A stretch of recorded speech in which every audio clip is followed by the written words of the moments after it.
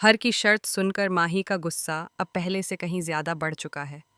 उसके चेहरे पर साफ दिखाई दे रहा है कि वह अंदर ही अंदर कितनी बड़ी उधेड़बुन में फंसा हुआ है।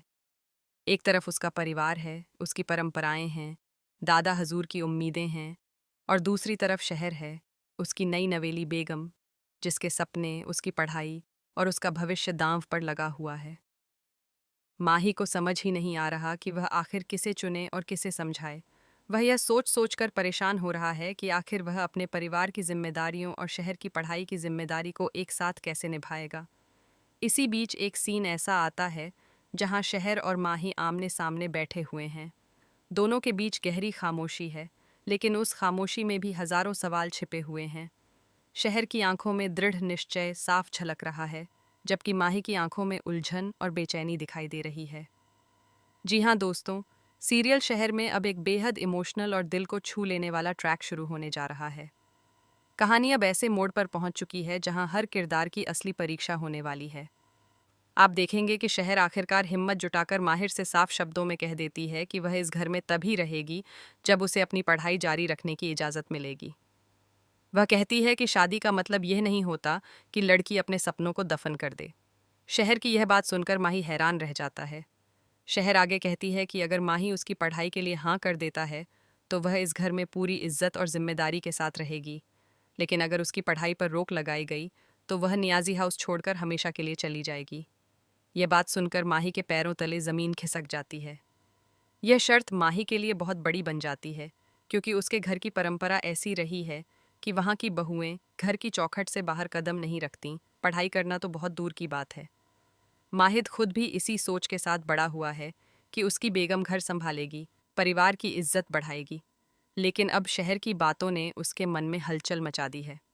आप देखेंगे कि माहिद बेहद परेशान हो जाता है। उसे समझ में नहीं आता कि वह अपने अब्बू यानी दादा हजूर और शहर दोनों को कैसे संभाले। एक तरफ दादा हजूर की सख्त सोच है, जो खानदान के वारिस की उम्मीद लगाए बैठे हैं, और दूसरी तरफ शहर का भविष्य है।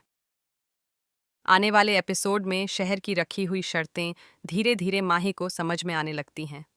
उसे एहसास होता है कि शहर की बात पूरी तरह गलत नहीं है। वह सोचता है कि अगर शहर पढ़ लिख कर आगे बढ़ेगी तो इससे घर की इज्जत ही बढ़ेगी। दोनों के बीच लंबी बातचीत होती है, जिसमें शहर अपने सपनों, अपनी मेहनत और अपने आत्मसम्मान की बात करती है। माही पहली बार शहर को सिर्फ अपनी बेगम के रूप में नहीं, बल्कि एक इंसान के रूप में देखने लगता है, जिसके अपने अरमान हैं। यह पल दोनों के रिश्ते में एक नया मोड़ लेकर आता है। दोनों काफ़ी इमोशनल नजर आते हैं। माहिद की आंखें नम हो जाती हैं और शहर भी अपने आंसुओं को रोक नहीं पाती। आखिरकार माहिद शहर की पढ़ाई के लिए मान जाता है और कोई रास्ता निकालने का वादा करता है।